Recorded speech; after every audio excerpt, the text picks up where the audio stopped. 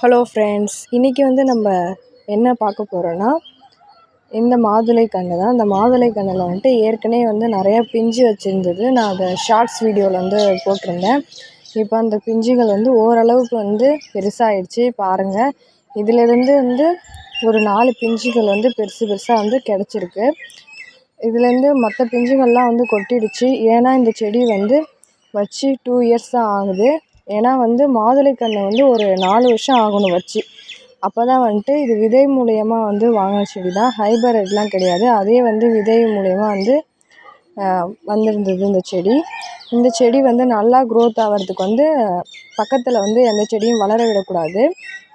ஒரு 5 கிளைகள் மட்டும் ஸ்ட்ராங்காக இந்த அளவுக்கு வச்சிடணும். இந்த ஒரே கிளையில தான் எல்லா பழமும் வந்திருந்தது. ஏன்னா இது அந்த அளவுக்கு ஸ்ட்ராங்காக இருக்குது. கீழே மட்டும்தான் நம்ம கழிச்சு விடணும், மேலெலாம் கழிச்சு விடக்கூடாது. ஏன்னா செடி பட்டு அது செத்துரும். கீழே மட்டும் கழிச்சு விடணும். அப்போ தான் பிளான்ட் க்ரோத் ஆகும். இந்த ஒரு செடியிலே மட்டும் பாருங்கள் காய் வச்சுருக்கு. ஏன்னா அந்த ஒரு கட்டை மட்டும் நல்லா ஸ்ட்ராங்காக இருந்தது. அதனால் பாருங்கள், அந்த ஒரு கட்டையிலே தான் இது எல்லாமே வந்தது. அப்போ இன்னும் இயர்ஸ் போக போக பெருசாக நம்மளுக்கு காய் கிடைக்கும்.